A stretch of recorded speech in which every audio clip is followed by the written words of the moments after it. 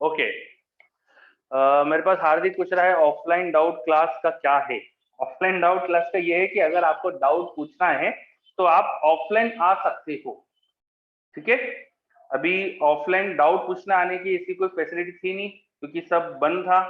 तो अब आप डाउट अगर कुछ हो आपको तो वो पूछने के लिए आप ऑफलाइन आ सकते हो, ठीक है। धीरे धीरे जैसे जैसे गवर्नमेंट अलाउ करेगी वैसे वैसे चीजें आगे बढ़ेगी। अभी गवर्नमेंट ने जो अलाउ करा है वो हफ्ते में एक दिन बुलाने के लिए करा है। हफ्ते में एक दिन 11th को, हफ्ते में एक दिन 12th को, 50-50% बच्चों के साथ। तो वैसा उस सिनारियो में हम पूरी की पूरी क्लास तो ऑफलाइन ले ले सकते थे, है ना, क्योंकि आपकी क्लासेस तो वीक में 5 डेज होती है, 6 डेज सेट अगर रिवीजन को मिला ले तो अपन पूरा ऑफलाइन तो कर नहीं सकते थे क्योंकि संभव ही नहीं था, गवर्नमेंट अलाउ ही नहीं कर रही वैसा, ठीक है। तो अब जैसा गवर्नमेंट अगर अलाउ करेगी तो वैसे खोलेंगे। अभी आपको इसके बारे में कुछ भी सोचने की जरूरत नहीं है। गवर्नमेंट 15 अगस्त के बाद कुछ जो डिसीजन देगी उसके बाद ही अपना डिसीजन आएगा। तो आप लोगों को बिल्कुल टेंशन लेने की जरूरत नहीं है। आफ्टर 20 अगस्त जो भी होगा 20 अगस्त के बाद होगा। कुछ भी अगर आपका ऑफलाइन होने का होता है तो अपन वो बाद में बात करेंगे, ठीक है। आपको बिल्कुल टेंशन लेने की जरूरत नहीं है। चलो, कुछ बिल्कुल कोई एक्स्ट्रा मतलब मत निकालिए। सिर्फ इतना है कि अगर आपको डाउट पूछना है तो आप ऑफलाइन आ सकते हो डाउट पूछना है। जैसे अपन पहले आप लोगों ने तो पिछले साल जैसे 11th ऑनलाइन ही पढ़ा है। जब ऑफलाइन क्लासेस होती थी तो बच्चों को कुछ समस्या आती है, कोई चीज समझ नहीं आ रही है, कोई क्वेश्चन में प्रॉब्लम है, तो वो इंडिविजुअली आके डाउट को पूछते थे टीचर से। तो वो फैसिलिटी अब है, बस इतनी सी बात है, ठीक। चलो आगे बढ़ते। तो मैंने आपको बिगिनर बॉक्स 6 दिया था होमवर्क में, ठीक है।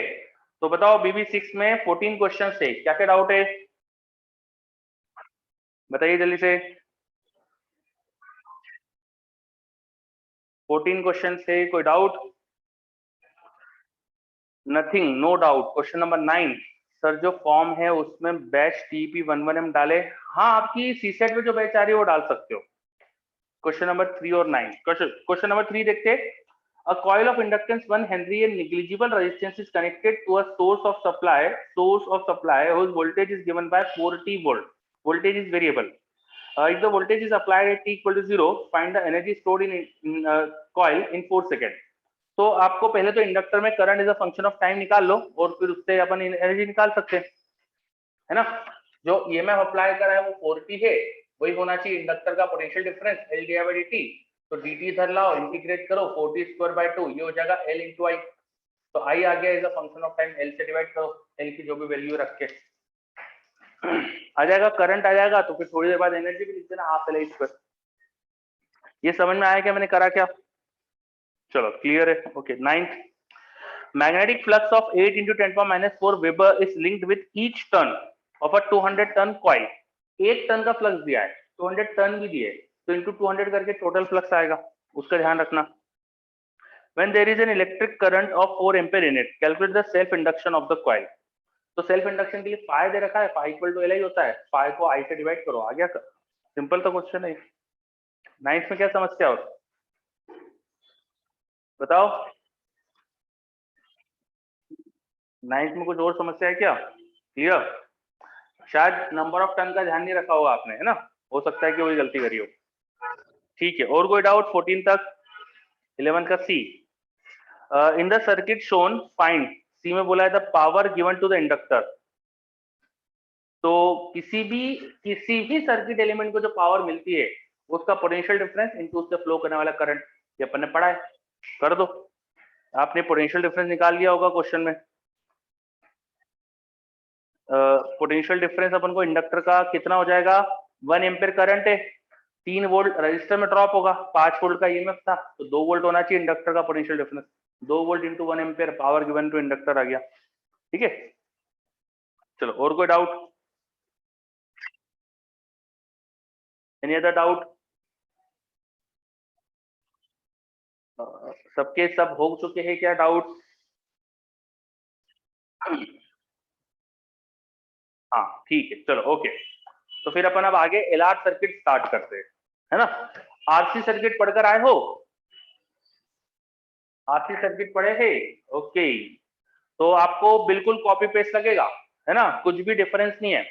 RC सर्किट में सबसे पहले अपन ने सबसे सिंपल RC सर्किट पढ़ा था और उसमें अपन ने ग्रोथ ऑफ चार्ज वाला सर्किट देखा था। तो आज अपन स्टार्ट करेंगे विद ग्रोथ ऑफ करंट। आज हम स्टार्ट करेंगे विद ग्रोथ ऑफ करंट। वहां चार्ज ग्रो करता है या करंट ग्रो करता है? वहां चार्ज ग्रो करता है या करंट ग्रो करता है? तो एलआर सर्किट में सबसे पहले सबसे आसान चीज ग्रोथ ऑफ करंट। ठीक है, अगर हम एक सर्किट बनाए एलआर सर्किट, हमने एक बैटरी, एक रेजिस्टेंस, एक इंडक्टर, इन सबको सीरीज में लगा दिया, इन सबको सीरीज में लगा दिया, एक बैटरी, रेजिस्टेंस, एक इंडक्टर, इन सबको सीरीज में लगा दिया। सर्किट T0 से पहले ओपन था, कहीं कोई करंट आ नहीं सकता, circuit was in switch off state. लेकिन जस्ट T0 पे सर्किट को स्विच ऑन कर दिया, जस्ट T0 पे सर्किट को स्विच ऑन करा, सेल का ईएमएफ मान लीजिए E है, रेजिस्टेंस R, इंडक्टर का इंडक्टेंस L। क्या होगा? Because of closing off switch circuit में एक ईएमएफ आ रहा है, सर्किट में हो सकता है करंट आ जाए, है ना। तो किसी टाइम पर लेट एट टाइम t मान लेते हैं सर्किट में कुछ करंट आ चुका था, हमें नहीं पता कितना करंट होगा, अपन मान लेते हैं कि कुछ करंट आ गया, ठीक है, और देखते हैं कि क्या होगा, है ना। EMF of inductor is, EMF of battery is E, resistance was R, inductor is L, और किसी समय में मैंने करंट मान लिया, इसमें I फ्लो कर रहा है। करंट की डायरेक्शन मैंने अज्यूम कर ली, अगर गलत होगी तो ऑटोमेटिक अपना आंसर एडजस्ट हो जाता है वो तो, ठीक है। चलो अब अपन इसको सॉल्व करते हैं। हम हर सर्किट को सॉल्व कर सकते हैं by KVL, Kirchhoff voltage law लगा देते हैं। तो बाय केवीएल क्या लिख सकते हैं अपन? बैटरी को क्रॉस करेंगे तो E, रजिस्टर को क्रॉस करेंगे तो IR, in the direction of current potential drops. Inductor में अपन क्या लिखते हैं? डायरेक्शन ऑफ करंट में -L/dt इक्वल टू 0। ये हमारे पास इक्वेशन आ रही है, बिल्कुल कॉपी पेस्ट है, देखो बिल्कुल ऐसे ही इक्वेशन बनाई थी अपन ने वहां पर भी। इस टर्म को वहां ले जाते हैं, L/di/dt is equal to E - IR। E - IR denominator में लाओ, dt ऊपर ले जाओ, तो L/di/E - IR equal to dt। कुछ नहीं करा है, रीअरेंज करा है, ठीक है। बस दोनों साइड कर सकते हैं हम integration. Time t equal to 0 पर जब सर्किट स्विच ऑन था, सर्किट जस्ट स्टार्ट ही करा है, और इंडक्टर अचानक करंट आने भी नहीं देती है, inductor tries to oppose the change in the current. तो if it is opposing the change in current, तो अचानक करंट आएगा भी नहीं, अचानक t इक्वल टू 0 पर करंट 0 ही होगा, कुछ आ नहीं सकता। t टाइम पे करंट मान लेते हैं I हो चुका है, माना ही था अपन ने। इंटीग्रेट करो, अब इंटीग्रेशन तो तुम्हारे बाएं हाथ का खेल है, तो मैं फटाफट लिख दूं क्या इंटीग्रेट करके क्या होना चाहिए? यहाँ जगह ln E - IR अपॉन 0 रखोगे तो E आएगा, और जो I के इंटू में था -R, उससे डिवाइड करना पड़ा बाहर, इज इक्वल टू उधर t का इंटीग्रेशन लिमिट लगा के t, ठीक है। यस यस वैभव, बिल्कुल सही कहा आपने। t इक्वल टू 0 पर इंडक्टर में बैक ईएमएफ डेवलप होगा। बैक ईएमएफ अपन ने पढ़ा था, नाम दिया था बैक ईएमएफ। सर्किट में स्टार्टिंग में जो ईएमएफ आता है ना, जो करंट को बढ़ने नहीं देता है, उसको बैक ईएमएफ बोलते हैं। तो T0 में इंडक्टर का जो बैक ईएमएफ है, उसने करंट को अचानक आने नहीं दिया, ठीक है, बिल्कुल सही। बस अब इसे थोड़ा सा अरेंज करो, ये LR उधर ले जाओ, एक्सपोनेंट वगैरह में कन्वर्ट कर लो, तो यहाँ से आ जाएगा हमारे पास करंट का expression E/R 1 - e⁻ -t upon L/R। ये इक्वेशन बनती है वो ना, L/R इसको डिनोमिनेटर में रखकर याद रखना, ठीक है। इसका कारण आपको समझ में आ रहा होगा, ऐसा क्यों कर रहा हूं मैं, आ रहा है क्या? ऐसा क्यों करा मैंने? हाँ ठीक है, इसको अपन टाउ बोल देंगे, बिल्कुल सही, टाइम कांस्टेंट बोल देंगे। So let I0 is E/R and tau equal to L/R। तो हमारा जो ये L और R के साथ इनका जो रेशियो है, उसको अपन ने बोल दिया टाइम कांस्टेंट। जैसा अपन ने कैपेसिटर में RC टाइम कांस्टेंट बोला था, या L/R को, तो T/टाउ बन जाएगा। और बाहर ये I0, ये E/R को I0 बोल दिया। What is this? What is this E/R? तो इस सर्किट में देखो मैक्सिमम करंट जो आ सकता है, इंडक्टर तो क्या होती है, कॉपर वायर को अपन ने ऐसा लूप बनाया, उसमें रेजिस्टेंस तो आइडियली होना नहीं चाहिए। आइडियल अगर अपन कंडक्टर लेंगे तो रेजिस्टेंस होना भी नहीं चाहिए। तो मैं तो अभी आइडियल इंडक्टर मान के चल रहा हूँ, दिस इज आइडियल इंडक्टर, तो उसमें कोई रेजिस्टेंस है नहीं। सर्किट में जो भी रेजिस्टेंस है वो आ रही है और ये ई बाय आर का करंट बनाएगा, इसमें रेजिस्टेंस है नहीं तो ई बाय आर का करंट आना चाहिए था, ये मैक्सिमम करंट है सर्किट का। और यहाँ टी को इन्फिनिटी रखो, बहुत लंबे समय बाद देखो टी इन्फिनिटी डालो तो ई की पावर माइनस इन्फिनिटी 0, तो ये टर्म 0 हो गया, तो ई बाय आर का करंट, तो इसको स्टेडी स्टेट करंट भी बोल सकते हैं। What is this? This is maximum current और current in steady state, steady state current, ठीक है। हाँ, टी इक्वल टू इन्फिनिटी पे जो करंट है वो मैक्सिमम करंट या स्टेडी स्टेट का करंट, ठीक। तो अगर ये रख दो यहाँ पर तो इक्वेशन क्या होगा हमारे पास, I equal to I not 1 minus ई की power minus T by tau. Copy paste चीज आ गई। अपन ने आरसी सर्किट में सेम इक्वेशन चार्ज के लिए लिखी थी, चार्ज किसी समय पर मैक्सिमम चार्ज इनटू 1 माइनस ई की power minus T by tau, same equation है देखो ये, बस मैक्सिमम चार्ज के बदले यहाँ मैक्सिमम करंट है, एकदम कॉपी पेस्ट, ठीक है। इसका ग्राफ भी अपन को याद होना चाहिए कितना था, क्या था current. Now I am drawing it with function of time. The graph is like that of charge in the RC circuit, like this. ठीक है। करंट की मैक्सिमम वैल्यू कितनी होगी, E by R, infinite time बाद current E by R, as if कि inductor में कुछ था ही नहीं, इंडक्टर में कुछ पोटेंशियल ड्रॉप ही नहीं है, पूरा की पूरा बैटरी से जो करंट आ सकता है वो रेजिस्टेंस में आ गया, ई बाय आर का करंट इंडक्टर सर्किट में है ही नहीं, है ना। हाँ, अब बिल्कुल सही, योहान बिल्कुल सही बोल रहा है। अब अपन वही सब टाइम कांस्टेंट क्या है उसको थोड़ा मैथमेटिकल डिफाइन कर देंगे। टी इक्वल टू टाउ डाल के देखो, टाइम कांस्टेंट की डेफिनेशन देखेंगे कि टाइम कांस्टेंट क्या होता है। इसको टाउ से रिप्रेजेंट कर रहे हैं, ये यहाँ पर एल बाय आर है, तो at t equal to tau जो करंट आया है वो आ जाएगा I naught into 1 minus 1 by e, इसको टी को रख दो टाउ तो ये ई की power minus 1 1 upon E, 1 upon E is 0.37, तो ये 63% के आसपास हो रहा है, 0.63 आई नॉट मतलब 63% ऑफ मैक्सिमम करंट। तो डेफिनेशन ऑफ टाइम कांस्टेंट क्या हो जाएगी, ये वो टाइम है जब सर्किट में करंट बढ़ते बढ़ते बढ़ते बढ़ते अपने मैक्सिमम वैल्यू का 63% हो गया, करंट ग्रो हो रहा है और धीरे धीरे 63% हो गया। बिल्कुल सही वैभव, बराउद्दीन बिल्कुल सही। तो टाइम कांस्टेंट डिफाइन कर दिया अपन ने, क्या है, ग्रोथ ऑफ करंट में 63% चार्जिंग हो जाती थी पहले आरसी सर्किट में, और वो आरसी सर्किट में जो पढ़ा था, यहाँ ग्रोथ ऑफ करंट में 63% करंट आ गया, 63% करंट हो गया। हाँ, अब बिल्कुल सही गर्ग, गोपाल ने बिल्कुल सही पकड़ा भाई। अब आधा करंट होने का टाइम निकाल लेंगे, tau l n two at t equal to tau l n two, current हो जाएगा आई नॉट बाई 2। हाँ, और भी इससे बहुत कुछ होता था, याद करो आरसी सर्किट में करंट मैक्सिमम का आधा, इसमें करंट मैक्सिमम आ रहा था ई बाय आर, उसका आधा मतलब ई बाय 2R, ई बाय 2R का पोटेंशियल डिफरेंस ई बाय 2, तो यहाँ ई बाय 2, दोनों का पोटेंशियल डिफरेंस इक्वल इक्वल हो जाएगा। अगर मैं रजिस्टर का पोटेंशियल डिफरेंस पूछ लेता तो आप बोल देते मुझे आई आर, तो उसको लिख देते आई नॉट आर 1 माइनस ई की power minus T by tau.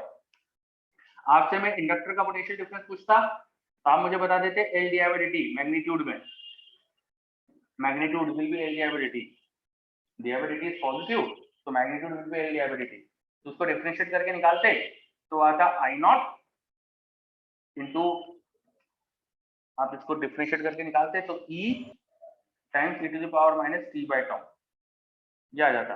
Starting में ई होता, बाद में 0 हो जाता। एक मिनट, तो ये सही है कि नहीं एक बार चेक कर ले, इसको डिफरेंशिएट करेंगे ई इंटू इन्फिनिट टाइम बाद, हाँ 0 हो रहा है, ठीक है, सही है, सही है, ठीक है। बस, तो अगर मैं ग्राफ बनाऊं पोटेंशियल डिफरेंसेस के, तो इंडक्टर में इसको टी को 0 डालो तो शुरू में तो ई एम एफ आ जाता है, इंडक्टर शुरू में तो करंट को आने नहीं देती, वो सारा पोटेंशियल डिफरेंस अपने अक्रॉस ले लेती है, ऐसा कुछ इंडक्टर का पोटेंशियल डिफरेंस का ग्राफ हो जाएगा लाइक दिस। और रजिस्टर में शुरू में 0 और बाद में धीरे धीरे बढ़ते बढ़ते करंट जैसा ग्राफ मैक्सिमम ई हो जाएगा। ये आ गया पोटेंशियल डिफरेंसेस से ग्राफ। ठीक है, this is the potential difference of inductor, this is the potential difference of resistor. एक समय पे दोनों बराबर है। देखो यहाँ पर एक टाइम ऐसा होगा जब दोनों ही बराबर E/2 होंगे। कब होता है ये? टाउ L/2 पे होता है। समझ में आया क्या? हाँ, और वेदांत ने एक और चीज समझी, बिल्कुल सही वेदांत, बिल्कुल सही। इस समय जो इंडक्टर को पावर मिलती है वो ही मैक्सिमम आ जाएगी। आप पावर ऑफ इंडक्टर निकालो, उसका पोटेंशियल डिफरेंस इनटू उसका करंट, इनका प्रोडक्ट कर दो। इनका प्रोडक्ट, इंडक्टर के अंदर पोटेंशियल डिफरेंस, इंडक्टर से फ्लो करने वाला करंट, इनका प्रोडक्ट। तो प्रोडक्ट जो आएगा फिर उसका ग्राफ बनाओ। तो जब ग्राफ आता है पावर इन इंडक्टर, वो कुछ ऐसा होता है, पहले बढ़ता है फिर कम होता है, लाइक दिस। एक समय पे मैक्सिमम पावर, किस समय पे maximum power? Tau L/2। Tau L/2 बहुत बहुत स्पेशल टाइम है। कितनी होती है मैक्सिमम पावर? E²/4R। कैसे पता चला मुझे E²/4R होगी? I0 को E/R डाला, ये दोनों टर्म हाफ हाफ हो जाते हैं उस समय, तो हाफ हाफ का प्रोडक्ट 1/4 और ये मल्टीप्लाई होके E²/R। चल ये ग्राफ समझ में आया? Power in inductor. अच्छे से सब चीज देखो, कहीं कोई भी चीज का डाउट हो तो मुझे बताओ।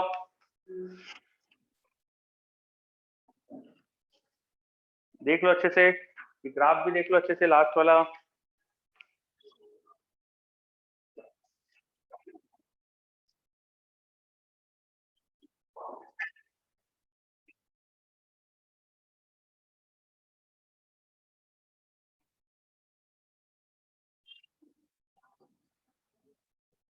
नो डाउट, नोट कर रहे 2 मिनट, हाँ नोट करिए।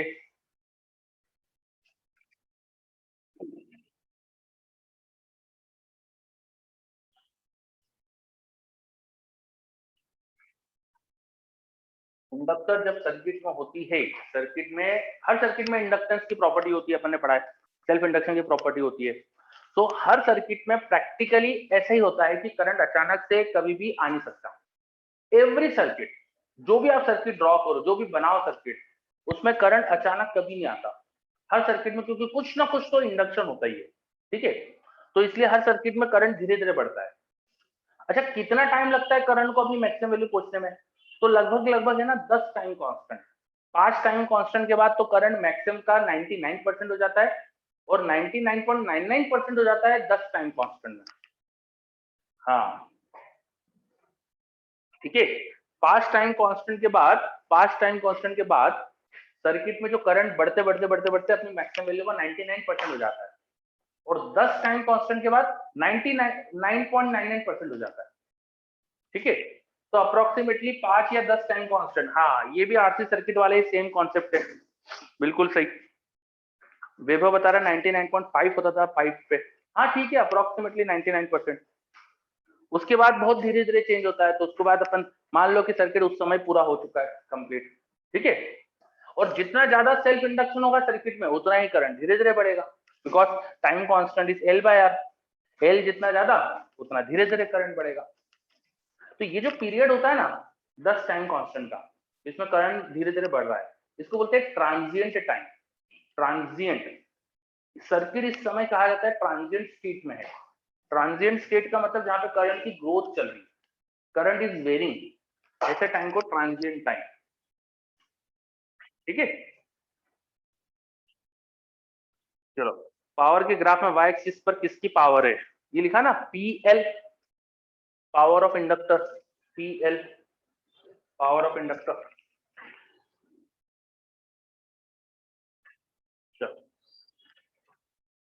ओके, तो LR सर्किट में करंट का ग्रोथ वाला पूरा अपन ने सब चीज देख ली। अब इस पे अपन कुछ वेरिएशन वगैरह देखते हैं। अच्छा, वैभव बोल रहा है ट्रांजिएंट टाइम फिर से रिपीट कर दूं। तो ट्रांजिएंट टाइम क्या होता है? वो ड्यूरेशन जिसमें सर्किट्स में करंट इंक्रीज होता है, चेंज हो रहा होता है, the duration for which the current is changing, it is not coming to near to the value of steady state, उस टाइम पीरियड को बोलते हैं transient time. And that is approximately 10 time constant. कुछ जगह 5 टाइम कांस्टेंट भी लिख सकते हैं, 10 टाइम कांस्टेंट में 99.9% हो जाता है, 99% होता है, और 5 टाइम कांस्टेंट में 99.5%। 5 टाइम कांस्टेंट बोलना भी ठीक है। चलो क्लियर, ओके आगे बढ़ते फिर अपन। तो ये हमने ग्रोथ ऑफ करंट सर्किट पढ़ा। अब इसमें क्वेश्चंस कैसे आ सकते हैं? तो बहुत आसान आसान से क्वेश्चन जो होंगे उसमें अपन को डाटा दे देंगे इन सबका। डाटा देने के बाद कोई पर्टिकुलर टाइम पूछ लेंगे कि भाई इस टाइम पर करंट कितना है, करंट मैक्सिमम वैल्यू का 50% कब हुआ, तो तुम्हारे पास आंसर है। करंट मैक्सिमम का 20% कब हुआ, वो भी निकाल सकते हो तुम। ठीक है, फिर और क्या कर सकते हैं, किसी पर्टिकुलर टाइम पर पोटेंशियल डिफरेंस किसी का पूछ लेंगे, पावर और कुछ पूछ लेंगे, तो सब अपन कर सकते हैं। ठीक है, तो वो उस पर आएंगे अपन क्वेश्चंस पे। पहले एक छोटी चीज और देख लेते हैं अपन, ये 18 में, फिर क्वेश्चंस पे आएंगे।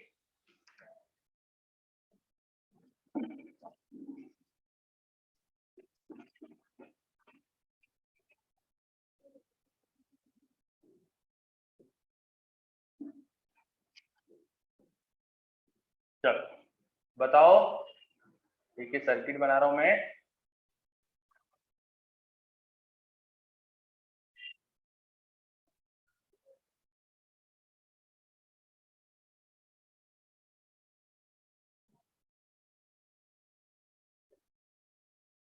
T0 पर सर्किट को स्विच ऑन करने वाला हूं।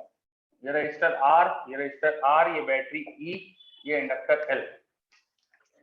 क्या मुझे इंडक्टर में current is a function of time बता सकते हो? Current in inductor is a function of time. T0 पे सर्किट स्विच ऑन करा था, इंडक्टर का current is a function of time, बता सकते हो क्या? बताओ, फाइंड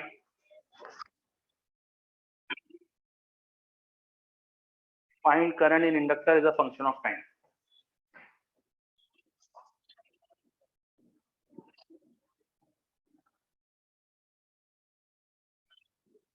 चलो गगनदीप का तो जवाब भी आ गया, वेरी गुड। यस हार्दिक, बिल्कुल सही सही सोच रहे सभी बच्चे। क्या करना है, मतलब पढ़कर आए हो आरसी सर्किट अच्छे से, वेरी गुड।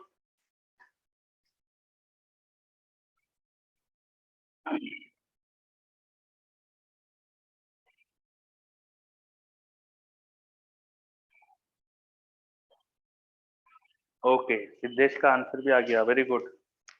तो हमने जैसा आरसी सर्किट में पढ़ा था, बिल्कुल वैसे ही यहाँ पर लॉजिक लगाना है। एक इंडक्टर हो सर्किट में, जब जब सिर्फ एक ही इंडक्टर हो, तब उस इंडक्टर का अगर मान लो इनिशियल करंट कुछ भी नहीं था, जैसे यहाँ कुछ भी नहीं है, उसमें आपको करंट निकालना है फंक्शन ऑफ टाइम, तो उसके सामने बैटरी इक्विवेलेंट बना लो और रजिस्टर इक्विवेलेंट बना लो। ठीक है, हम मान लेंगे कि आर रेजिस्टेंस अकेला है, तो इसके साथ 0 वोल्ट का सेल है, मान लो 0 वोल्ट का सेल है, तो 0 और ये ईएमएफ ये दोनों पैरेलल में आ गए। पैरेलल में इक्विवेलेंट ईएमएफ बना लो और इक्विवेलेंट रेजिस्टेंस निकाल लो, और फिर इंडक्टर का इक्विवेलेंट सर्किट बना के इक्वेशन लिख दो करंट की। अब ईएमएफ कितना आएगा देखो, E/2, रेजिस्टेंस आ जाएगा R/2। अब इसकी इक्वेशन लिख सकते हो, I इक्वल टू E/R, इनका रेशो 1 माइनस C/टाउ, टाउ हो जाएगा L/R, और R कितना है R/2, तो यहाँ पे R2 नीचे आ जाएगा। ये आ गया आंसर, सिंपल।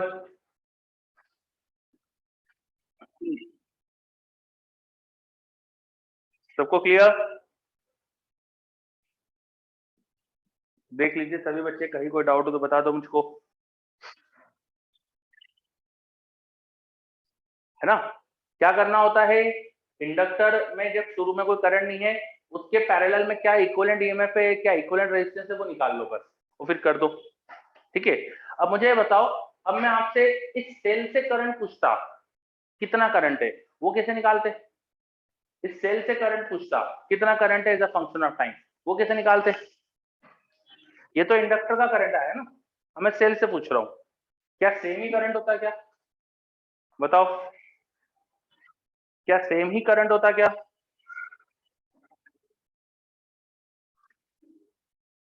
सिद्धेश बोल रहा है नो, गोपाल भी बोल रहा है नो, वैभव बोल रहा है अप्रोक्सीमेट सेम होता है। नहीं नहीं वैभव, गलत है, अप्रोक्सीमेट सेम नहीं होता। वो कैसे करते हैं? तो आपको इंडक्टर का करंट पता चल गया as a function of time, यहाँ का करंट मान लो कुछ एक्स था, तो बचा हुआ आई एक्स माइनस आई इसमें जा रहा होगा। एक बार पूरे लूप में केवीएल लगा लो, तुम्हारा काम हो जाएगा। पूरे लूप में केवीएल लगा लो, यहाँ से जा रहा है x, तो E फिर इधर गए, इंडक्टर के लिए अपन पोटेंशियल ड्रॉप से लिखेंगे -L/dI/dt, फिर यहाँ गए -IA/RX इक्वल टू 0। dI/dt की वैल्यू उठा के डाल दो, यहाँ पे एक करंट मिल जाएगा। dI/dt यहाँ से कितना आएगा, dI/dt या पूरे इंडक्टर का पोटेंशियल डिफरेंस लिखो तो आ जाएगा E इंटू E/R, इसको डिफरेंशिएट करोगे तो ये नीचे आएगा R/2L e⁻−RT/2। ये सॉल्व करो, E/2L वाली जो भी आ रहा है वो रख दो वहां पर, तो E माइनस L/dt की वैल्यू यहाँ से क्या आ रही है, E/2 e⁻−RT/2L माइनस RX को तो ले जाओ X और R से डिवाइड करो, ये आ गया आंसर। तो समझे? तो जो हमारी ट्रिक थी ना, उससे सिर्फ इंडक्टर का करंट पता चलता है as a function of time, है ना। तो वो करंट को यूज करके मेन सर्किट में फिर आपको बाकी करंट अलग से निकालना पड़ते हैं। समझे क्या ये बात?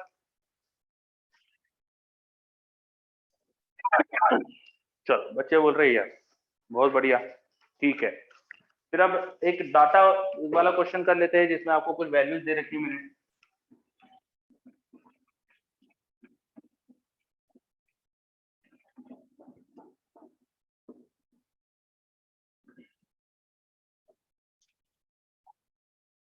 अगला क्वेश्चन 5 वोल्ट का सेल है, रेजिस्टेंस दे दिया आपको मैंने 2 ओम्स का, इंडक्टर दे दिया मैंने 4 हेनरी का, और सर्किट T0 पे मैं कनेक्ट करने वाला हूँ।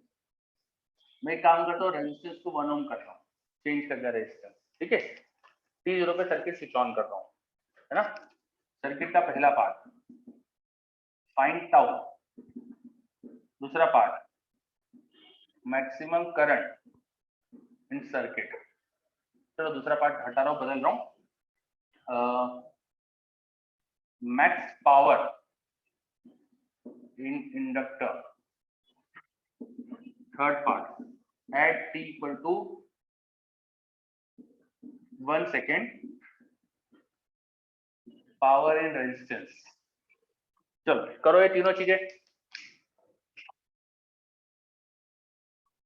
डाटा वाला क्वेश्चन दे दिया है, जो अपन ने अभी थ्योरी पढ़ी है बस उसका एक एप्लीकेशन है, करो।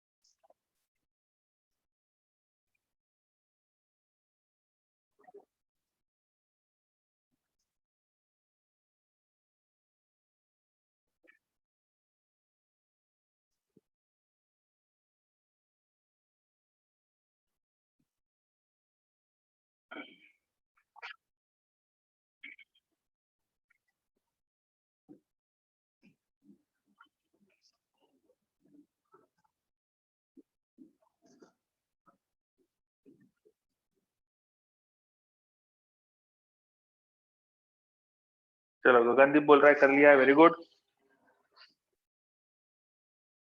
चलो मैं भी करता हूं।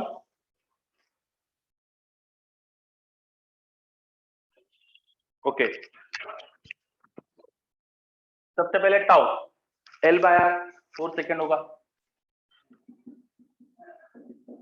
बहुत ही आसान, L/R 4 सेकेंड दिख रहा है, ठीक है। डायमेंशंस ऑफ L/R याद करना, टाइम क्या आएगी, L/R की डायमेंशन टाइम क्या आएगी याद रखना। RC की डायमेंशंस टाइम की डायमेंशंस होती है, और डायमेंशंस ऑफ L/R ये भी टाइम की डायमेंशंस होती है। उनको डिवाइड कर दो अगर, तो R² अपॉन LC, इनको डिवाइड करो तो R² अपॉन R² C/L, वो डायमेंशन ले तो जाएगा, ठीक है। तो ये ऐसे क्वेश्चन भी आ जाते हैं, देखो कई बार डायमेंशंस के अंदर ये ट्रिक यूज हो जाती है। ठीक है। चलो मैक्सिमम पावर इन इंडक्टर वो क्या होती थी, अपन ने लिखा था, ग्राफ बनाया था, तो ई स्क्वायर बाय 4r होती थी। कब होती थी, टाउ एल इनटू पे होती थी। तो इसका फॉर्मूला आया था हमारे पास ई स्क्वायर बाय 4r। तो बस वैल्यू रख दो, ई का स्क्वायर 25, r तो 1 है, तो बाय 4 ये आ गया आंसर। पावर का यूनिट क्या होता है, वॉट, ऐसा ही में। चलो लास्ट में t इक्वल टू 1 सेकंड पर रेजिस्टर की पावर चाहिए, तो t इक्वल टू 1 सेकंड में रेजिस्टर की पावर कैसे निकाल सकते हैं अपन, i स्क्वायर r। उसके लिए करंट निकालो रेजिस्टर में, करंट इस सर्किट में वही होगा जो इंडक्टर का है, ई दो हो जाएगा 5 बाय r इंटू e की power minus t by tau, tau कितना था 4, तो t by 4। t equal to 1 second पर चाहिए आपको, तो i हो जाएगा 5 इंटू 1 माइनस e की पावर माइनस 1 बाय 4, ये करंट। अब पावर के लिए आई स्क्वायर आर कर दो बस, रेजिस्टेंस की पावर, तो आई का स्क्वायर इंटू आर तो 1 ही है, इसका स्क्वायर करो 25 इंटू 1 माइनस की पावर माइनस 1 बाय 4 का स्क्वायर इंटू आर 1 हो गया। इसको थोड़ा अरेंज कर लो, आगे आंसर, इसको होल स्क्वायर फॉर्म में लगा लो चाहो तो, A square plus B square minus 2ab, या इज दिस क्लियर। एक ही टर्म्स में छोड़ देंगे और क्या, आप उसका वैल्यू तो आने के अपन को निकालते है ना, ठीक है। तो ऐसे डाटा वाले क्वेश्चन भी आ सकते हैं, बहुत ही आसान होते हैं, बस थ्योरी जो पढ़ी है वो अप्लाई करना आना चाहिए हमको, ठीक है। तो आगे बढ़े, अब बताओ दूसरे टाइप के क्वेश्चन देखे, डीके ऑफ करंट। चलो अब डीके ऑफ करंट पे आ जाते हैं, ग्रोथ ऑफ करंट पढ़ा अपन ने, अब डीके ऑफ करंट पे आ जाते हैं। फिर DK of current, growth of current के मिक्स क्वेश्चन देखेंगे। फिर वो बिहेवियर ऑफ कैपेसिटर जैसा पढ़ा था ना, कि इनफाइनाइट टाइम बाद कैपेसिटर ओपन सर्किट होता है, तो यहाँ क्या होगा वैसा इक्विवेलेंट चीज वो देखेंगे।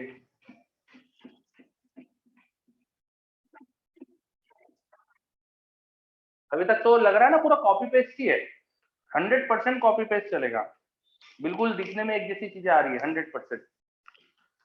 अब डीके ऑफ करंट,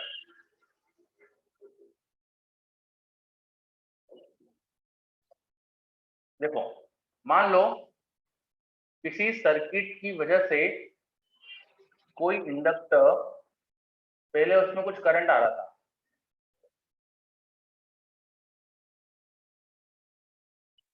कोई सर्किट था जिसकी वजह से इंडक्टर में करंट आ रहा था, ये जो सर्किट था इसकी वजह से इंडक्टर में करंट सेटअप हो चुका था, कितना करंट हो चुका था, आई नॉट, कितना करंट हो चुका था, आई नॉट, ठीक है। अब हमने क्या करा, अचानक स्विच को इधर की तरफ शिफ्ट कर दिया, स्विच को इधर शिफ्ट कर दिया, या बैटरी को शॉर्ट कर दिया, बैटरी को शॉर्ट करोगे तो सिर्फ इंडक्टर रजिस्टर बच जाएगा, ठीक है। मतलब ये है कि स्विच इधर शिफ्ट करने से सिर्फ इंडक्टर रजिस्टर का सर्किट बना रहे हैं। तो स्विच को मैंने T0 पर इधर की तरफ शिफ्ट कर दिया, आफ्टर T0 अब क्या दिखेगा हमको सर्किट,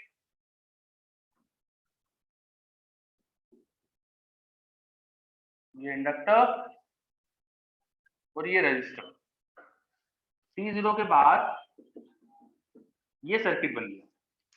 तो बेसिकली इंडक्टर में करंट था और उससे रजिस्टर कनेक्ट कर दिया, ऐसा सर्किट है।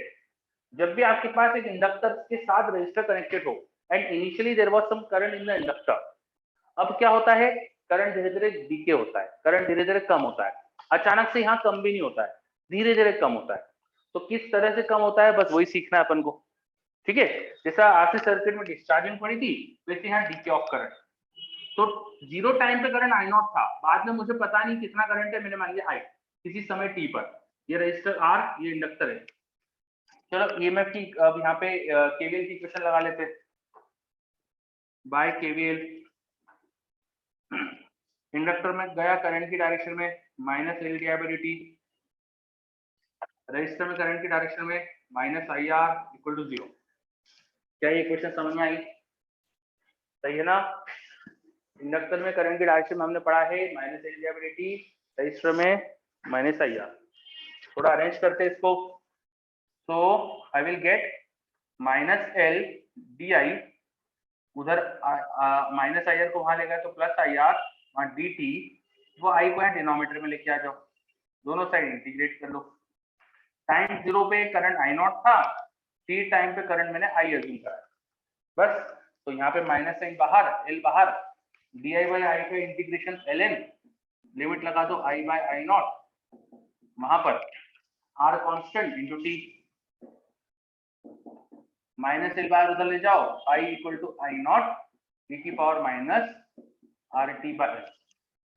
सेम इक्वेशन आ गई, आई नॉट e की power minus t by tau, where tau is again L by R। बोलो, सेम सब कुछ अपन ने कैपेसिटर में पढ़ा है, समझ में आ रहा है कैसे है इक्वेशन? चलो बच्चे बोल रहे हैं यस, ठीक है। अब ये टाउ, ये हमारे जो करंट की इक्वेशन आ गई है, तो मैं पोटेंशियल डिफरेंस लिख सकता हूँ। पोटेंशियल डिफरेंस लिखूं अगर मैं मैग्नीट्यूड में रेजिस्टर का पोटेंशियल डिफरेंस और वही मैग्नीट्यूड इंडक्टर का भी होगा, तो दोनों पैरेलल में, तो दोनों में मैग्नीट्यूड तो सेम ही होगा, है ना। कितना होगा रजिस्टर में, I into R, I into R, R multiply कर दो, आई नॉट आर e की power minus T by tau, ये आ गया। और भी चीजें निकाल सकते हो, पावर क्या मिल रही है रजिस्टर को, इंडक्टर की एनर्जी कैसे चेंज हो रही है, एनर्जी इन इंडक्टर वो लिखोगे हाफ एल आई स्क्वायर, तो half L I not square e की power minus 2t by tau square करेंगे तो सबके ग्राफ आप बना सकते हो। करंट का ग्राफ बनाओगे तो डिक्रीजिंग ग्राफ बनेगा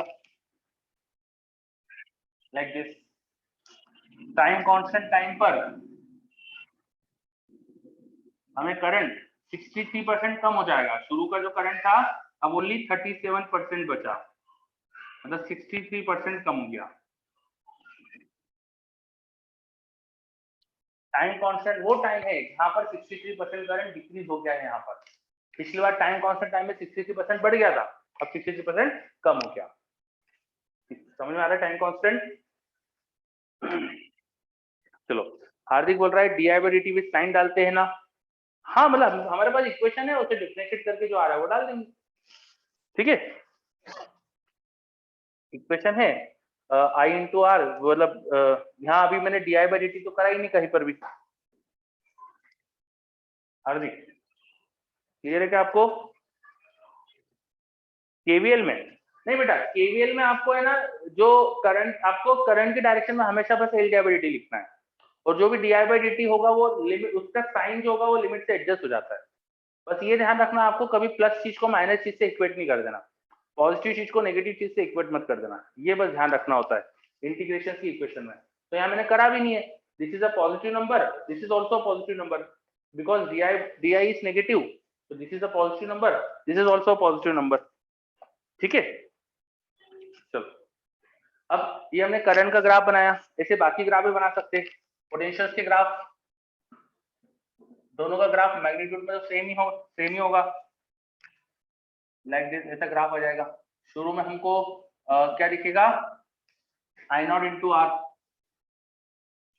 इतना पोटेंशियल दिखेगा, बाद में डिक्रीज होते जा रहा है। एनर्जी का ग्राफ भी बना सकते हो, एनर्जी इज ऑल्सो डिक्रीजिंग, कहा जा रही है एनर्जी, भाई रजिस्टर में हीट के फॉर्म में डेवलप हो रही है, रजिस्टर में हीट, पावर इन रजिस्टर, वो भी निकाल सकते हो आई स्क्वायर आर, और ये बेसिकली इंडक्टर की एनर्जी का रेट ऑफ चेंज होगा, इंडक्टर की एनर्जी का rate of change minus sign के साथ लिखना पड़ेगा, यहाँ माइनस का ध्यान रखना पड़ेगा, क्यों? क्योंकि इंडक्टर की एनर्जी कम होती जाती है, तो माइनस साइन लगाएंगे तो ये पॉजिटिव नंबर बनेगा, और उसको मैं रजिस्टर की पावर से इक्वेट कर सकता हूँ।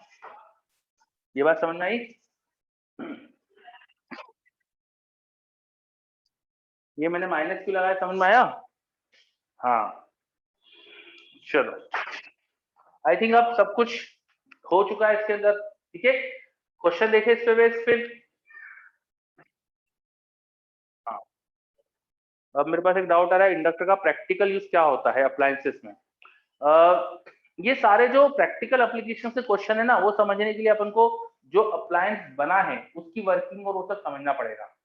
हर सर्किट में कुछ ना कुछ जरूरत पड़ती है, जैसे इंडक्टर का एक प्रैक्टिकल एप्लीकेशन होता है चोक कॉइल, जो अपन पढ़ेंगे एसी जब पढ़ेंगे अल्टरनेटिंग करंट सर्किट में पढ़ेंगे, तो हर जगह एप्लीकेशन होता है चीजों का, ठीक है। हमारा कोर्स है ना अभी एप्लीकेशन वाला नहीं है, हमारा कोर्स जो है वो थ्योरी वाला है, कि भाई सब चीजों की थ्योरी समझ लो। इंजीनियरिंग में एप्लीकेशन सिखाए जाते हैं, ठीक है। तो अपन को अभी एप्लीकेशन माइंड थोड़ा कम रखो, इंजीनियरिंग में रखना है। बाकी जहां जहां चीजें आएगी मैं बता दूंगा, ठीक है। अभी अभी नहीं बता सकता, आपको बाद में बता दूंगा मैं।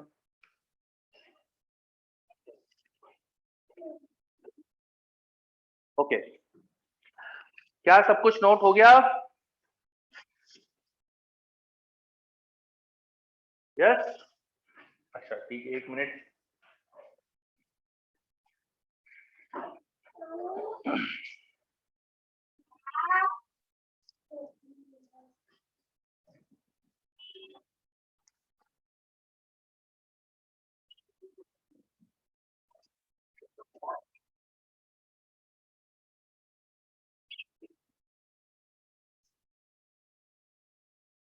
तो लास्ट पॉइंट नहीं क्लियर है, पावर इन रजिस्टर वाला।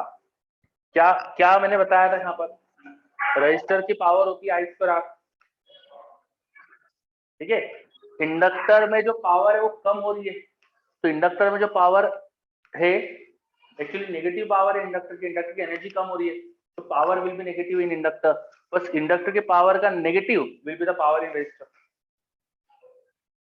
समझे?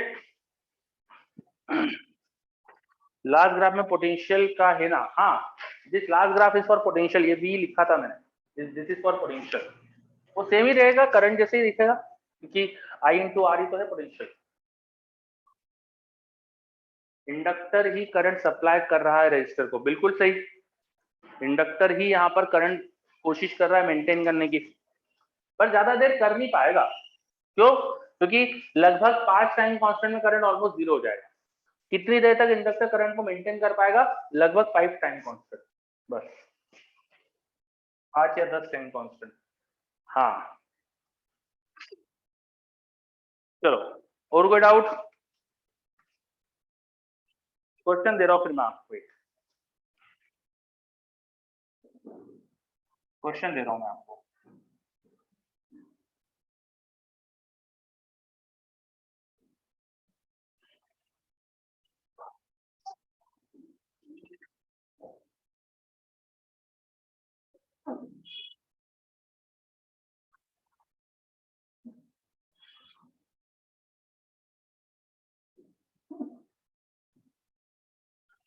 एक बैटरी है 5 वोल्ट की, उसमें इंटरनल रेजिस्टेंस है 1 ओम का, बाहर एक 1 ओम का रेजिस्टर लगा हुआ है, this is inductor of 2 Henry. ये हमारे पास सर्किट है, T0 पर कहीं कोई करंट नहीं था, ठीक है। सब दोनों स्विच जो बनाए वो ओपन है, दोनों स्विच जो बनाए वो ओपन है। यशवर्धन वेट, यशवर्धन अगेन मैं बोलूंगा कि एप्लीकेशन सीखने के लिए पहले थ्योरी अच्छे से सीखो। अभी इस तरह के सेंटेंस पे निकाल के अपन कंक्लूजन नहीं निकाल सकते। आप बोल रहे हो कि we can place inductor in place of capacitor, तो जब तक हमें क्लियर नहीं है कि हम करना क्या चाहते हैं, जब तक अपन ऐसे सेंटेंस नहीं बोल सकते हैं, ठीक है। तो मेरा इस पे नो कमेंट होगा। चलो, दो स्विचेस है हमारे पास, S1 एंड S2। अब मैंने स्विच S1 को क्लोज करा eight t equal to 0, t0 पर स्विच S1 को क्लोज करा। कितनी देर तक क्लोज रखा? S1 is closed for 1 second. S1 को 1 सेकेंड तक क्लोज रखा, उसके बाद क्या करा? Then S2 is also closed for 1 second. Then S1 is opened, S2 is opened, S2 is opened after 1 second. Find current in inductor at each. Current in inductor is function of time.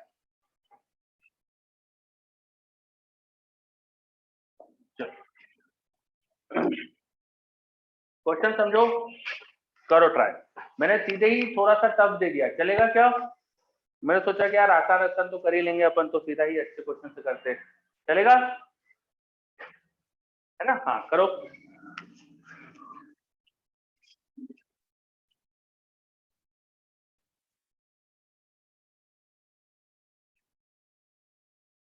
Simple data substitute करने वाले question तो मुझको जमते ही नहीं है ना, तो ये अपन डायरेक्ट ऐसे क्वेश्चन करेंगे।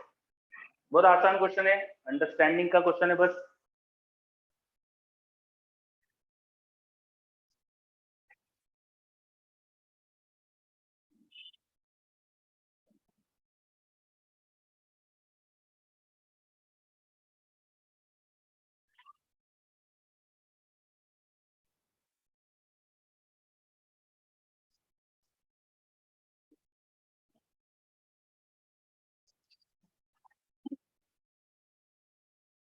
समझो कि हो क्या रहा है, सिचुएशन क्या बोली मैंने।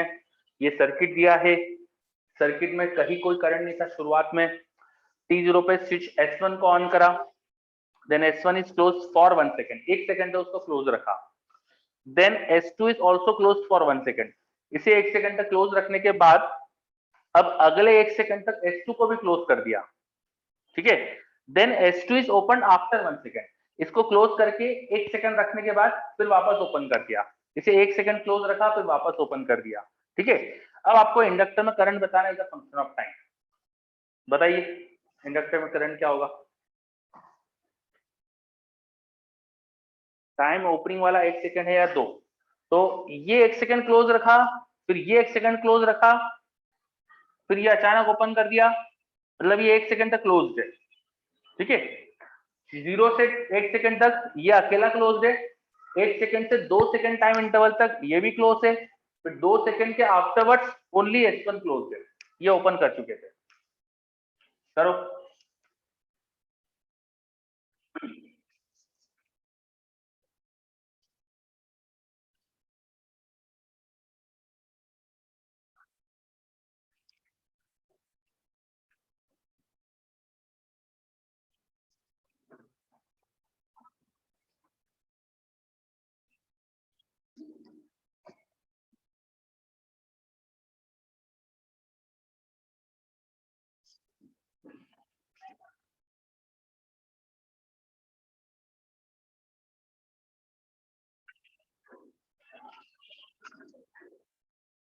और starting 1 second, 0 to 1 second only S1 closed है।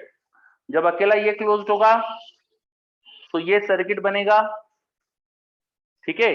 This is a growth of current circuit. फिर after 1 second till 2 second S2 is also closed, तो S2 भी जब क्लोज हो गया तो ये बैटरी शॉर्ट हो गई, बैटरी शॉर्ट हो गई, तब केवल इंडक्टर और रजिस्टर दिखेंगे सर्किट में, तब इंडक्टर और रजिस्टर दिखेंगे ओनली सर्किट में, ठीक है। मतलब डीसी ऑफ करंट सर्किट बन जाएगा। फिर S2 को वापस ओपन कर दिया था अपन ने एट 2 सेकेंड, तो फिर वापस से बैटरी सर्किट में आ गई, ठीक है। चलो करो।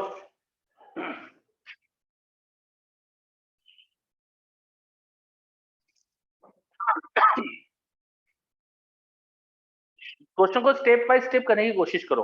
शुरू का 1 सेकेंड तो आसान है, वो लिखने की कोशिश करो सबसे पहले। शुरू के 1 सेकेंड में क्या होगा वो लिखने की कोशिश करो। चलो बच्चे बोल रहे लिख लिया, okay. So for T0 to 1 क्या होगा करंट इन इंडक्टर, वो ग्रोथ ऑफ करंट का सर्किट है I नॉट, I नॉट के लिखेंगे E बाय R, R देखो 2 हो रहा है, E is 5, 1 माइनस e की power minus t by tau, tau हो जाएगा L by R, L is 2, R is also 2। ये आएगा क्या क्वेश्चन, देखो सर्किट ये आएगा क्या, यस है ना। चलो वायर, काफी बच्चे ने, सिद्धेश ने तो मुझे लिख के आंसर भी दे दिया, बहुत बढ़िया। तो 0 to 1 सेकेंड ये है, तो थोड़ा सा अच्छे से लिख दूं, तो 5/2 मतलब 2.5, 1 माइनस e की पावर माइनस t, ये आया। This equation is valid only for 0 to 1 second. अब जस्ट 1 सेकेंड पे इंडक्टर में करंट कितना होगा, इसको 1 डालो, इसको 1 डालो, तो करंट आ जाएगा देखो हमारे पास, t को 1 डाल के। तो at t equal to 1 second current की वैल्यू वो हो जाएगी 5/2, 1 माइनस 1 अपॉन e, t को 1 डाल दिया। अब 1 सेकेंड पे क्या हुआ था, ये क्लोज था, ये भी क्लोज हो गया, बैटरी रजिस्टर हट गए, अब इंडक्टर और 1 ओम रजिस्टर दिखेगा। तो अब डीके ऑफ करंट का सर्किट बन गया। नाउ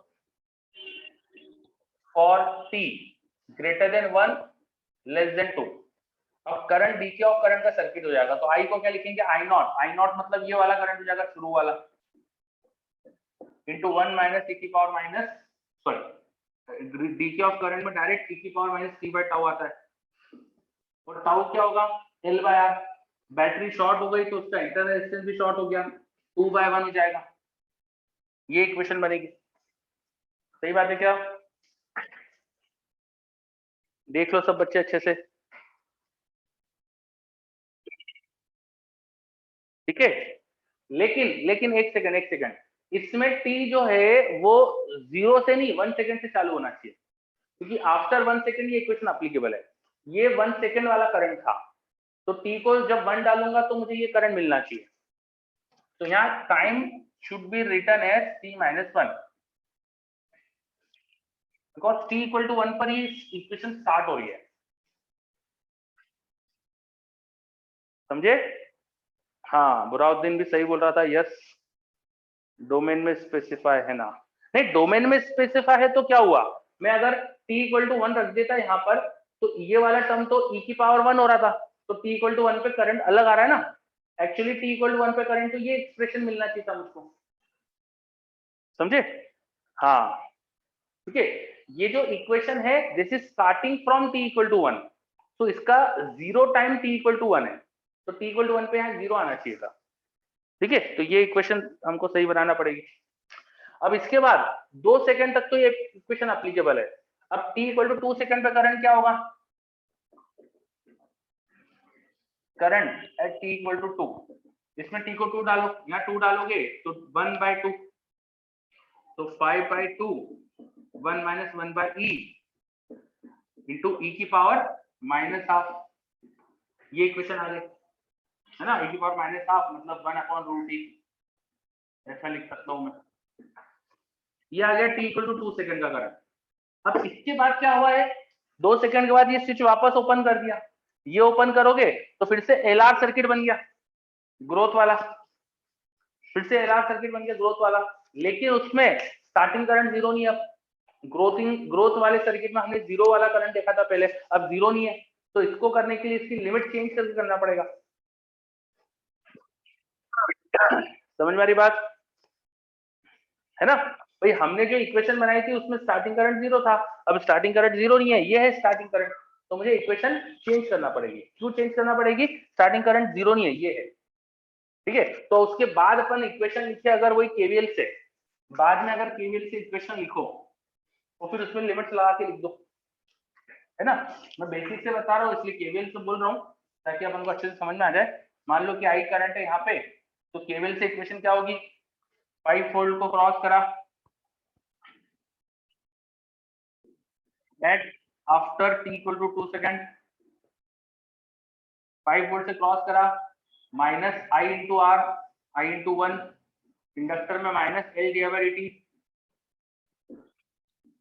फिर ऐसे को क्रॉस करा minus i into R equal to 0। इसको अरेंज करो, 5 माइनस 2i, तो 2 D I by D T is equal to 5 minus 2i। Arrange करो 2 D I upon 5 minus 2i is equal to D T, दोनों side integrate कर दो। अब ये equation कब से स्टार्ट हो रही है, t इक्वल टू 2 से ना, तो इसमें t इक्वल टू 2 पे करंट की वैल्यू ये रही, आई है t इक्वल टू 2, ये वाला करंट रखना, और फिर t टाइम पे करंट आई माना, बस। अब इसमें तुमने सही से लिमिट रख के कर दिया तो तुम्हारा काम हो गया। अरे कुछ बात समझ में?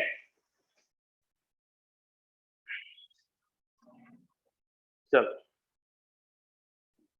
तो थोड़ा हमने बड़ा क्वेश्चन कर लिया, लेंथी क्वेश्चन कर लिया, सब चीजें देख लो अच्छे से, कहीं कोई डाउट हो तो बताओ मुझको। इसके बाद got all 3 same, very good.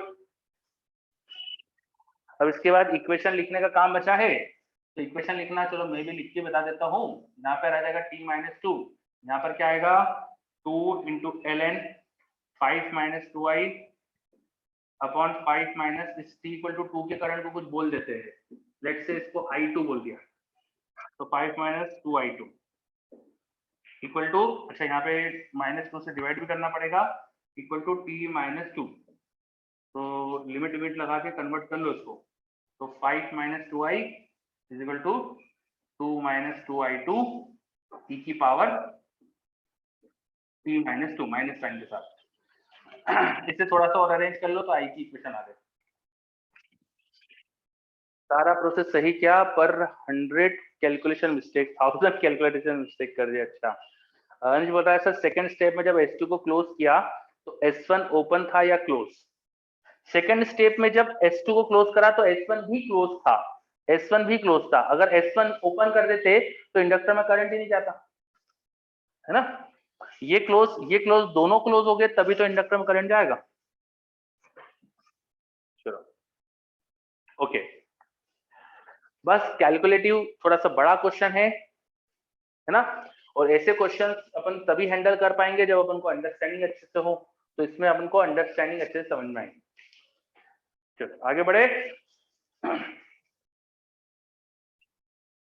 और चीजें पढ़े आगे। Behaviour of inductor, growth of current, DK of current, सब देखिए अपन ने। अब अपन स्टार्ट करते हैं behaviour of inductor. Behaviour of inductor, जैसे कैपेसिटर का बिहेवियर पढ़ा था ना, वैसे इंडक्टर का बिहेवियर, बिहेवियर ऑफ इंडक्टर।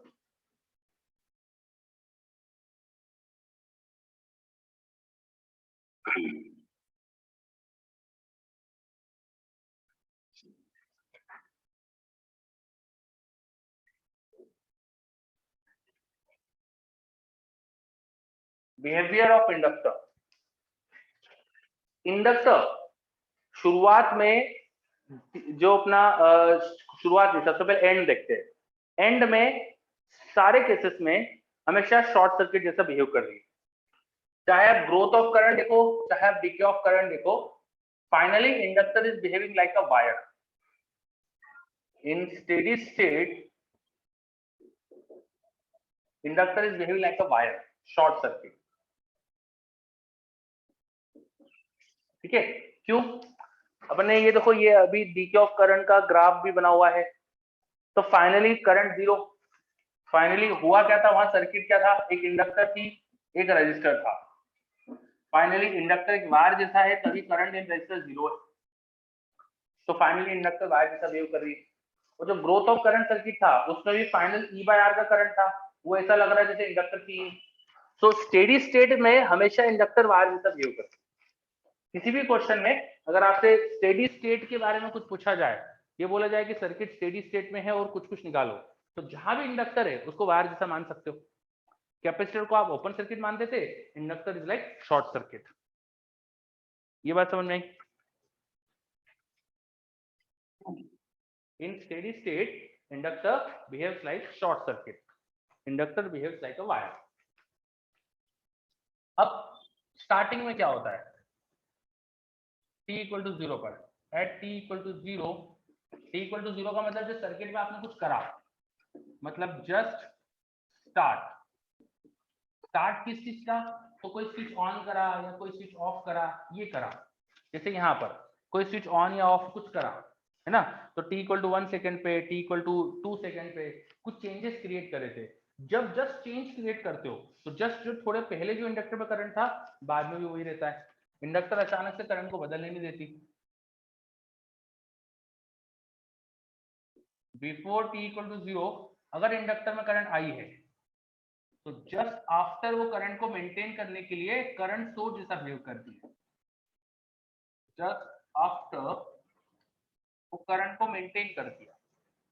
अगर t जीरो से पहले उसमें करंट आई है तो वो करंट सोर्स जैसा बिहेव करती है, वो करंट को मेंटेन करती है। जो भी करंट पहले का था सेम वही करंट मेंटेन करेगी, करंट को अचानक से बदलने नहीं देना चाहती इंडक्टर, इसलिए सेम करंट मेंटेन करती है। ठीक है, प्रोवाइडेड सर्किट में बाकी चीजें सिर्फ रजिस्टर्स और सब चीजें हो। ठीक है, तो इंडक्टर का बिहेवियर बिल्कुल करंट सोर्स जैसा। लेकिन अगर शुरू में करंट ही नहीं था, before t equal to zero, suppose यहाँ करंट जीरो था, कोई करंट नहीं था, तो इंडक्टर अचानक करंट आने में नहीं देगी, वो ओपन सर्किट जैसा हो जाएगी। अभी भी करंट जीरो मेंटेन करेगी। तो कैसे जीरो मेंटेन कर सकती है, ओपन सर्किट बन के। तो just after it will behave like open circuit. ठीक है, तो रचित बोल रहा है ऑडियो वीडियो सिंक नहीं, जस्ट अ मिनट।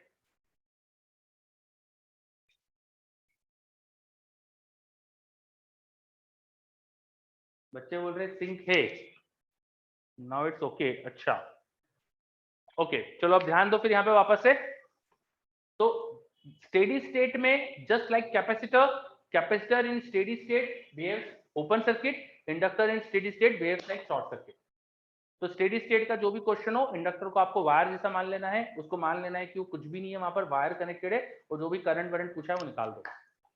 T0 पर या सर्किट में कोई स्विच आपने ऑन करा, ऑफ करा, कोई भी चेंज क्रिएट करा, जस्ट वो चेंज क्रिएट करने के बाद में इंडक्टर का बिहेवियर देखने के लिए पहले का बिहेवियर देखना पड़ता है।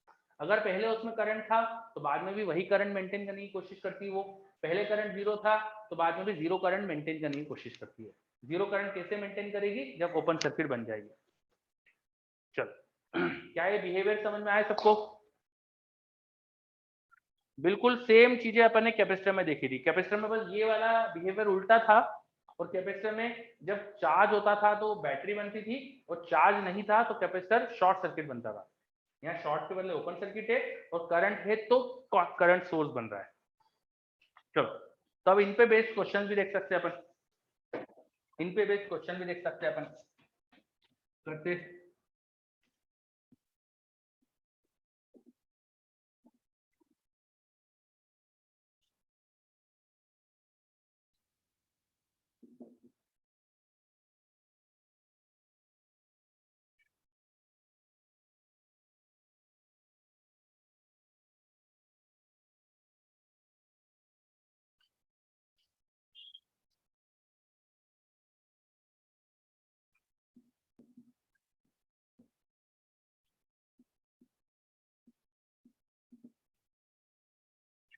Find current through cell.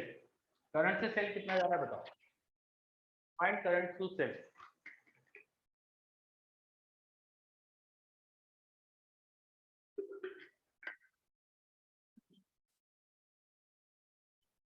Find current through cell.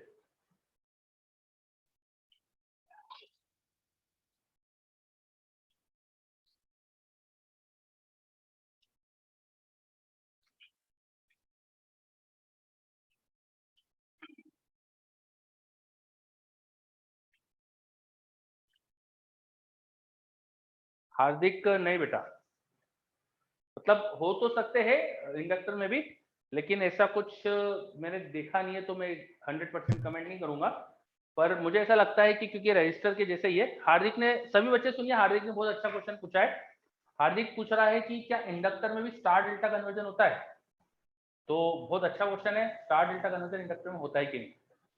देखो मैंने ऐसा कोई क्वेश्चन देखा तो है नहीं कि जिसमें इंडक्टर में स्टार डेल्टा की जरूरत पड़े, लेकिन क्योंकि इंडक्टर के सारे सीरीज पैरेलल कॉम्बिनेशन बिल्कुल वैसे ही जैसे रजिस्टर जैसे, तो मुझे ऐसा लगता है कि सेम तरीके से रजिस्टर में जैसा सीरीज पैरेलल करते हैं वैसे ही इंडक्टर के भी रिलेशन आ जाएंगे। सेम जो रजिस्टर्स के लिए स्टार डेल्टा कन्वर्जन के फॉर्मूले थे, सेम इंडक्टर के लिए हो जाएंगे। ठीक है, लॉजिकली देखे तो। हाँ चलो, तो कभी जरूरत पड़े तो कर लेना, वैसे तो ऐसा कोई क्वेश्चन मैंने देखा नहीं है, कोई भी इंडक्टर में सीरीज पैरेलल ऐसा क्वेश्चन पूछता नहीं है। ठीक है, चलो स्टेडी स्टेट है ऑफ कोर्स मानेंगे अपन।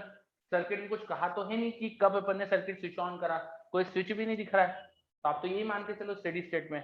स्टेडी स्टेट में इंडक्टर को वायर जैसा मान लो, ये एक वायर, ये एक वायर, तो ये 3 ओम और 6 ओम कैसे पैरेलल में, 3 और 6 2, ये 2 ओम, ये 2 ओम, सर्किट में 4 ओम का रेजिस्टर, 8 वोल्ट का सेल, तो सेल से जो करंट आना चाहिए डेफिनेटली 8/4 मतलब 2 एम्पियर का आना चाहिए, और यहाँ पर बढ़ जाएगा वो रजिस्टर के इनवर्स रेशो में, 2 एम्पियर का 2/3 इसमें जाएगा तो 4/3, और यहाँ पे 2/3। सिंपल, आ रहा है क्या समझ में? बहुत इजी क्वेश्चन है, जस्ट सर्किट सॉल्विंग करना है और कुछ नहीं, बहुत ही इजी चीज। चलो, तो अब एलआर सर्किट या आरएल सर्किट के जो भी स्टेडी स्टेट ग्रोथ वगैरह सब तरह की चीजें अपन ने देखी। ठीक है, कॉन्सेप्ट अपने सारे कवर हो गए हैं, थोड़े से क्वेश्चंस और कर लेते हैं अपन, है ना, एक दो क्वेश्चंस और कर लेते हैं।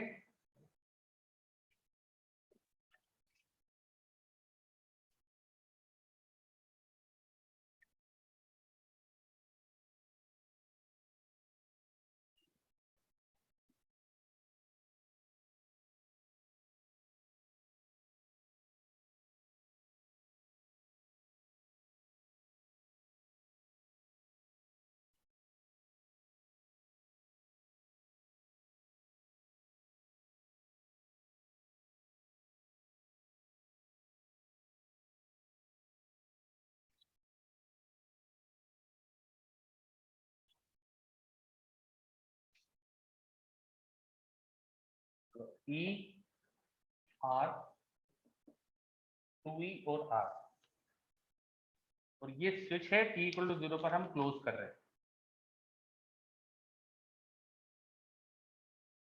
t इक्वल टू 0 पर हम क्लोज कर रहे हैं। इंडक्टर का इंडक्टेंस L, इंडक्टर का inductance L। Find current in inductor as a function of time. करो, find current in inductor as a function of time. Find current in inductor as a function of time.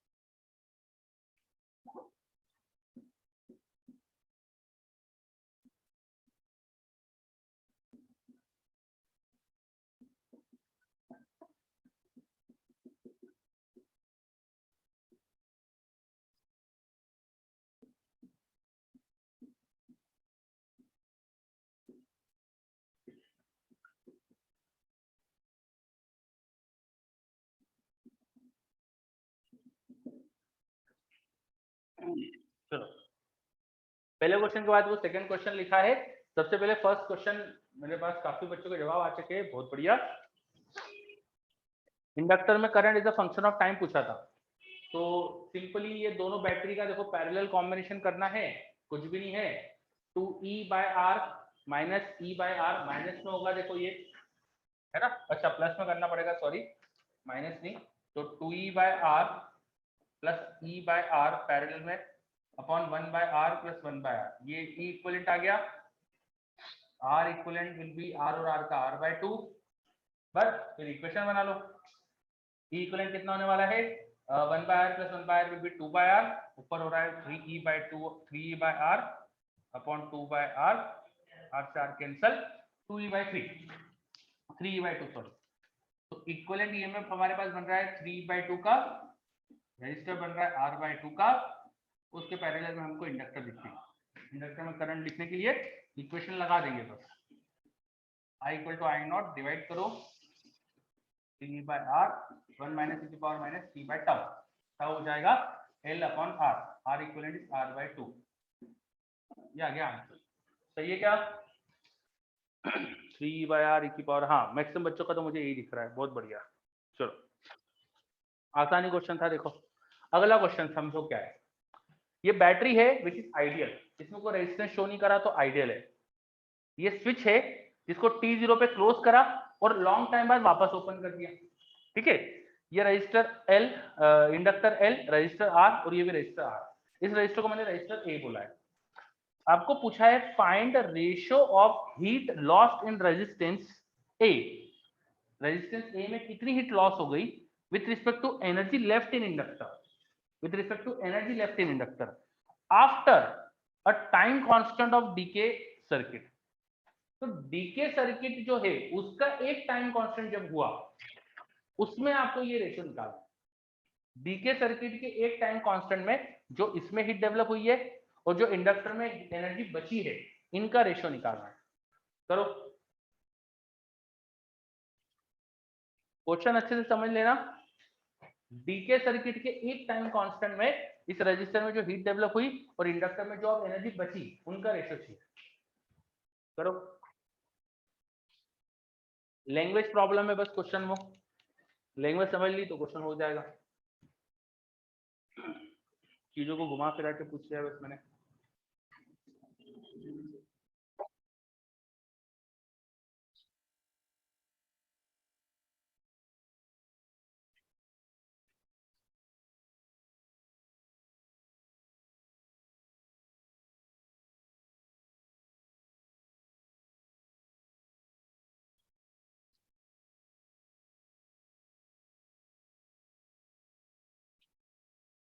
RC और LC के mix question भी बनते हैं, करेंगे हम, है ना, आएंगे वो भी।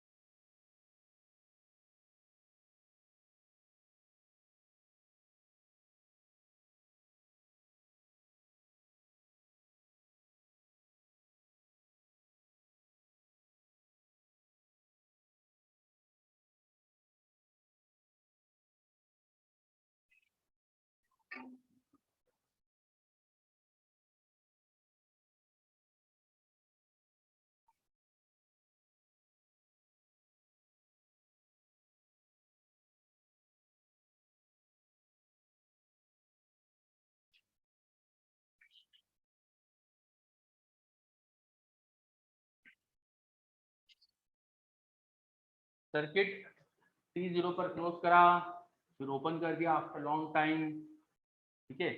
अब क्या हुआ कि मैंने रेशियो पूछ लिया है, अब जो डीके सर्किट बन गया है उसमें रेशियो पूछ लिया है, हीट लॉस जो रेजिस्टेंस में हो रही है ए में और एनर्जी जो इंडक्टर में बची है, इनका रेशियो पूछ लिया है after a time constant.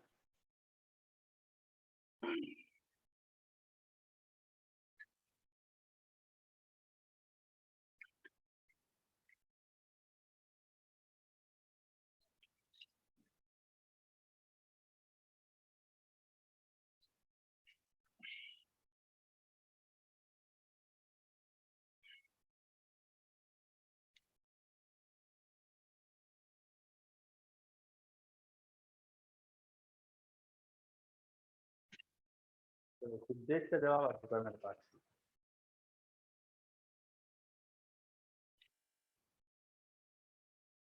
T0 पे सर्किट क्लोज करा, लॉन्ग टाइम बाद ओपन करा, जब ओपन करेंगे तभी तो डीके सर्किट बनेगा, ठीक है। तो जब लंबे समय तक ये क्लोज रहेगा तो यहाँ ईएमएफ है, रजिस्टर आर है, तो करंट ई बाई आर का आ चुका होगा इस डायरेक्शन में। फिर जब स्विच वापस ओपन कर दिया उसके बाद क्या होगा, ये करंट ऐसे फ्लो करने की कोशिश करेगा, स्विच ओपन कर दिया तो बस ये सर्किट बन जाएगा, ठीक है। तो इस सर्किट में करंट की इक्वेशन तो लिख सकते हैं अपन, आई इक्वल टू स्टार्टिंग का current E by R E की power minus T by tau, tau हो जाएगा L upon two R register दिख रहा है। ये इक्वेशन आई थी देखो हमारे पास करंट की। अब पूछा क्या है, एक टाइम कांस्टेंट में रजिस्टर में कितनी हीट डेवलप हुई, पहले तो रजिस्टर में हीट निकालना पड़ेगी। कैसे निकालेंगे? वो जरूरत नहीं निकालने की, जरूरत नहीं है ना? क्यों जरूरत नहीं है? शुरू में कितनी एनर्जी स्टोर है इंडक्टर में, पहले वो निकाल लो। एनर्जी स्टोर्ड इन इंडक्टर वो होती है हाफ एल आई स्क्वायर, और आई उसमें स्टार्टिंग में ई बाय आर था। ये at t equal to 0 of decay circuit, ये थी। एक टाइम कांस्टेंट बाद कितना करंट बचता है वो भी तुम्हें पता है। After t equal to tau, tau कितना होगा? L by 2 R. करंट कितना बचेगा? E upon R into 1/e। कितना करंट बचेगा? तो अब एनर्जी कितनी बचेगी? Energy left will be half L into current left. Current left होगा ई बाय आर ई का स्क्वायर। ये करंट बचा, ये एनर्जी बची। तो जो एनर्जी गई वो कहाँ गई? वो दोनों रजिस्टर में तो गई। इनका difference is the energy lost. वो हो गया इनिशियल एनर्जी, ये वाली energy half L E square by R square, minus जो बची हुई है वो है half L E square by R square into 1/e square. ये बची है और ये पहले थी। ये डिफरेंस कहाँ गया? ये दोनों रजिस्टर में गया। दोनों रजिस्टर सेम है, सेम करंट था, तो सेम एनर्जी जाना चाहिए दोनों में, मतलब टोटल की आधी आधी जाना चाहिए। इसका मतलब जो एनर्जी लॉस्ट हुई इन रजिस्टर ए वो इसकी आधी होगी, इसकी आधी होगी, वो इसका हाफ होगा। Half of this half L E square by R square, ये कॉमन ले लो, 1 माइनस 1/e स्क्वायर बचेगा। तो ये एनर्जी लॉस्ट हुई और ये एनर्जी बची थी, इनका रेशो पूछा है। This implies the required ratio, this upon this. ये टर्म देखो कैंसिल हो जाएगा, तो half 1 minus 1/e square upon 1/e square. ये ई स्क्वायर ऊपर मल्टीप्लाई हो जाएगा, तो half E square minus 1। Answer ये आएगा आंसर। तो आ रहा है क्या? यस, सिद्धेश का बिल्कुल सही आया। वैभव पूछ रहा वहां ई बाय आर कैसे आया? ये शुरू वाला करंट ये पूछना चाह रहे हो क्या? अच्छा, तो ये देखो ना कि भाई ये बैटरी की वजह से इस सर्किट में बैटरी आइडल थी, ये इंडक्टर ओपन शॉर्ट सर्किट हो जाएगी, तो यहाँ करंट कितना होगा? भाई यहाँ से यहाँ पोटेंशियल डिफरेंस ई है, तो ई बाय आर का करंट होना चाहिए ना। बताओ, बैटरी का पोटेंशियल डिफरेंस ई है, रजिस्टर को पोटेंशियल डिफरेंस ई मिल रहा है, तो current in the register should be E by R, potential difference upon resistance. Vaibhav आया कि नहीं?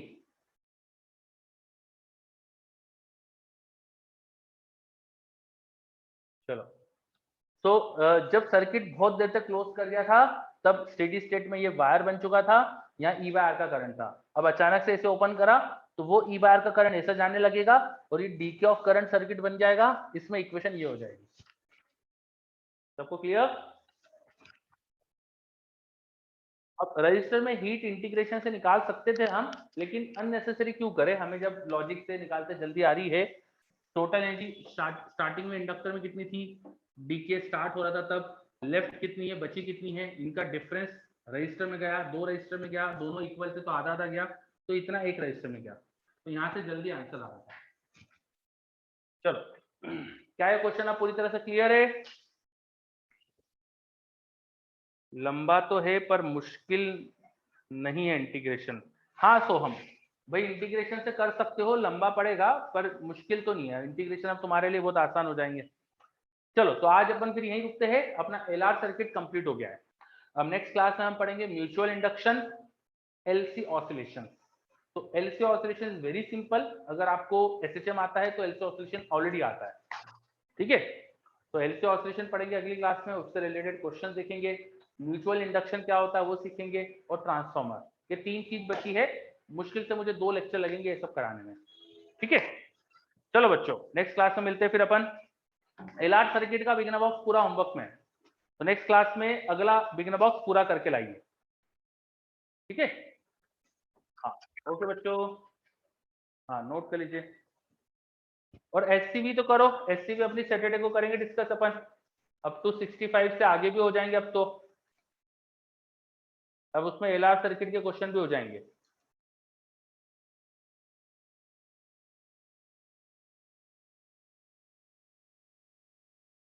चलो बाय सबको, take care, thank you all of you.